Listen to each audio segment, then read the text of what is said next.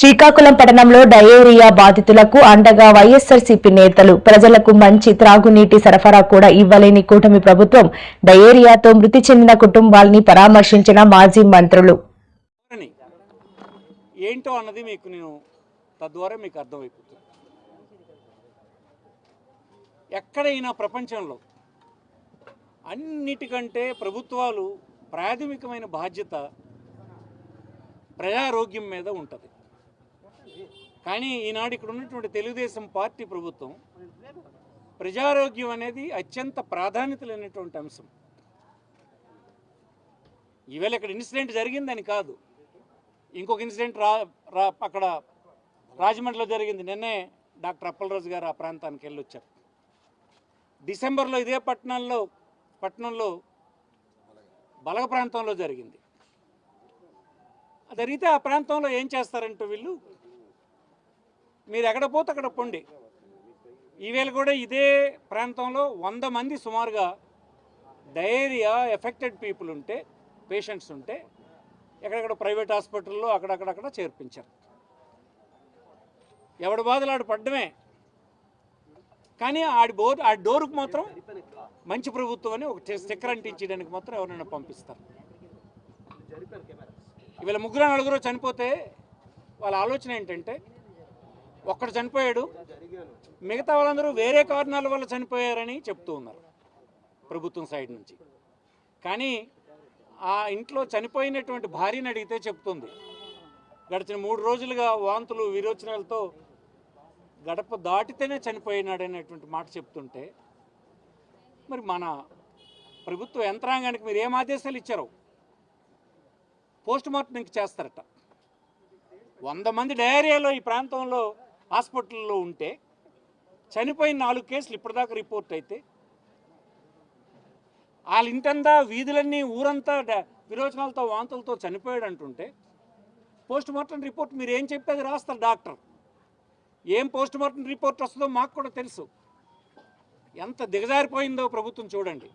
అంటే ఏంటి, ఇంతమంది చనిపోయారన్నటువంటి వార్తని ప్రజలకు తెలియకుండా ఉంచుదామన్న తాపత్రయమే కానీ, ఆ కుటుంబాలను ఆదుకుందాం, మునుముందు ఇలాంటి ప్రమాదాలు జరగకుండా చూద్దాం, ఇది మన రెస్పాన్సిబిలిటీ అనేటువంటి బాధ్యత ఈ ప్రభుత్వానికి లేకపోవడమే.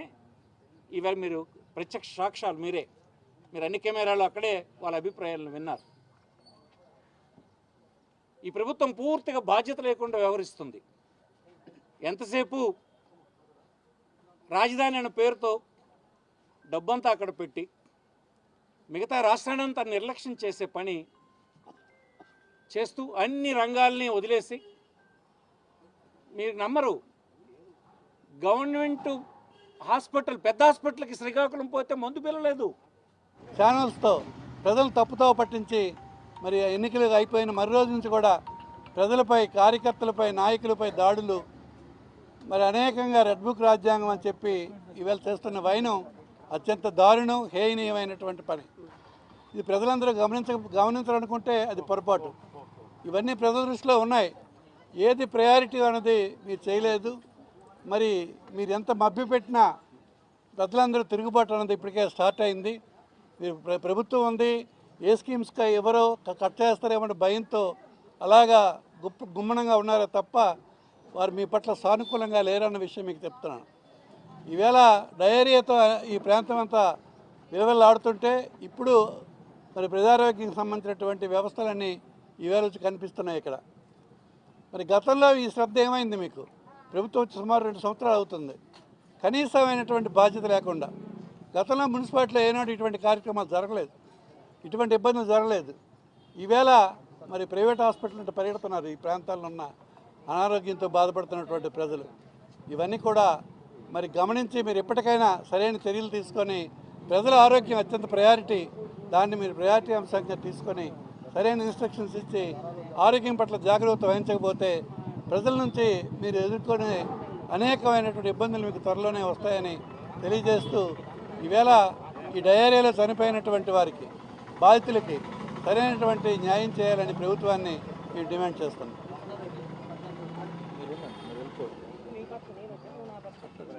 వాటర్ తాగుతారా బాబు?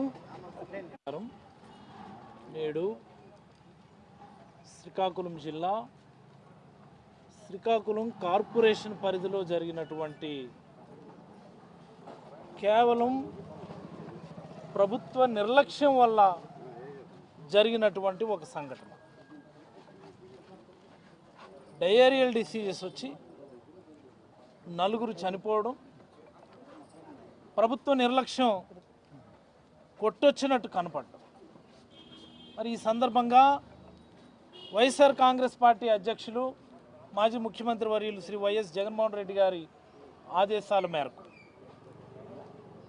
పెద్దలు శ్రీ ధర్మాన ప్రసాదరావు గారి నేతృత్వంలో జిల్లా పార్టీ అధ్యక్షులు ధర్మాన కృష్ణదాస్ గారు, అలాగనే నేను, శ్రీకాకుళం మాజీ మున్సిపల్ చైర్మన్ పద్మావతి గారు, సోదరుడు స్వరూప్, శ్రీకాంత్, సూరిబాబు, రవి, ఇతరత్రా పెద్దలు, ఈ నియోజకవర్గంలో ఉన్నటువంటి వైఎస్ఆర్ కాంగ్రెస్ పార్టీ నాయకులందరం కూడా కలిసి ఈ ప్రాంతంలో ఉన్నటువంటి పరిస్థితులు, ఈ ప్రభుత్వ నిర్లక్ష్య ధోరణి, అలాగనే చనిపోయినటువంటి కుటుంబాలను పరామర్శించి ఇబ్బంది పడుతున్నటువంటి వ్యక్తులను పరామర్శించాలన్నటువంటి ఉద్దేశంతో రావడం జరిగింది. మాతో పాటుగానే మీరు అందరూ కూడా వచ్చారు వీధుల్లోకి. మనం అక్కడ ఒక వెరీ కాన్స్పిక్యువస్ ఒక సంఘటన మా అందరికీ ఎదురైంది. ఒక ఆవిడ పరిగెత్తుకొని వచ్చి, బాబు ఇక్కడ శానిటేషన్ చేయలేదు, ఇంకా ఎప్పుడు చేస్తారు అని ఒక ఆవిడ అడిగింది. మీరు అందరూ కూడా చూశారు. వెంటనే మేము, అమ్మ మమ్మల్ని మీరు ప్రతిపక్షంలో కూర్చోమని చెప్పారు, మేము ప్రతిపక్షంలో ఉన్నాము అనగానే వెంటనే ఆవిడ అన్న మాట, ఆ గొలిగేల రాలేదేటి ఇంకా అనుకున్నాను. ఆవిడ విన్నారు కదా మీరంతా. ఏరాలు ఓట్లు వేయించుకొని ఇంతవరకు ఎవడైనా వీధుల్లోకి వచ్చారా అని ఆ తెలుగుదేశం కూటమి నాయకులను ఉద్దేశించి ఒక మహిళ మాట్లాడడం కూడా మన అందరం చూసాము. ఈ మాట ఎందుకు చెప్తున్నానంటే, ఇక్కడ ఇంత తంతు జరుగుతుంటే 23వ తేదీన మధ్యాహ్నం వెలువడేటటువంటి యూట్యూబ్ అండ్ వెబ్ ఛానల్స్, స్థానికంగా ఉండేటటువంటి యూట్యూబ్ అండ్ వెబ్ ఛానల్స్లో కానీ సోషల్ మీడియాలో కానీ చాలా ప్రధానంగా నగరంలో డయేరియా అవుట్బ్రేక్ వచ్చింది, నాయకులు ఎవరు అందుబాటులోకి రావడం లేదు, ప్రభుత్వం ఆ దిశగా సరైనటువంటి చర్యలు తీసుకోవడం లేదని మీరందరూ కూడా గొంతెత్తినప్పటికీ, మరి ఇక్కడ ఎమ్మెల్యే, ఇక్కడి నుంచి రాష్ట్ర మంత్రి, కేంద్ర మంత్రిగా ఉన్న వీళ్ళందరూ కూడా విజయవాడలో ఉండి చేస్తున్న పని ఏంటయ్యా అంటే కబడ్డీ ఆడుకుంటున్నారు. ఏంటి కబడ్డీ కబడ్డీ కబడ్డీ అని కబడ్డీ ఆడుకుంటున్నారు. ఇక్కడ మరొక ఇంటికి వెళ్ళాం మేము, చనిపోయినటువంటి వాళ్ళ ఇంటికి. ఆవిడ వెంటనే వచ్చి ప్రసాదరావు గారు కాలు మీద పడి, బాబు మీరే నాకు న్యాయం చేయాలి, ఈ ప్రభుత్వం నా ఘోష వినడం లేదు అని చెప్పి ఆవిడ కన్నీళ్ళు పెట్టుకుంది. ఏంటి అంటే వాళ్ళ ఆయన, వాళ్ళ హస్బెండ్ వాంతులయ్యి విరేచనాలయ్యి నడవలేని స్థితిలో 23వ తేదీ సాయంత్రమో రాత్రికో చనిపోతే ఇది డయేరియల్ డెత్ కాదు, దీనికి మాకు సంబంధం లేదు అని అధికారులు చెప్తా ఉన్నారట. ఆ మాదిరి సుమారుగా 3 ఈ డయేరియల్ డెత్స్ కౌంట్స్లోకి తీసుకోవడం లేదట.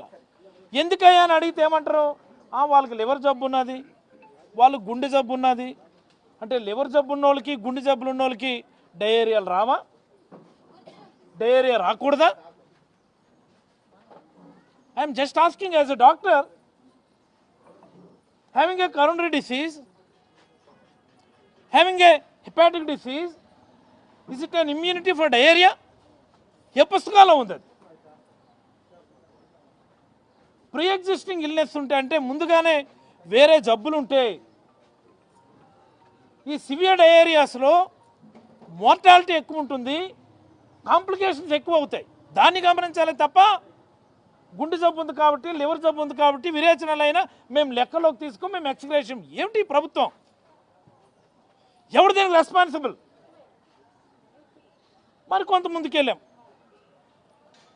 ఏకంగా ఆవిడ మంగళం పాడుతుంది, తిట్ల దండకం. ఇది నీరా, ఇది విషమా అని ఆవిడ తిడతా ఉంది. ఆవిడ ఎస్ వాస్తవం, ఆవిడ మాట్లాడే మాటల్లో ఆవేదనలో అర్థం ఉంది. ఇది నీరా, ఇది విషమా? ఈ ప్రభుత్వం 2024 జూన్లో కొలువు తీరింది. అప్పటి నుంచి కూడా తీసుకుంటే ప్రభుత్వ లెక్కలే నేను ఈరోజు చెప్తా ఉన్నాను. ప్రభుత్వ లెక్కలు నేటి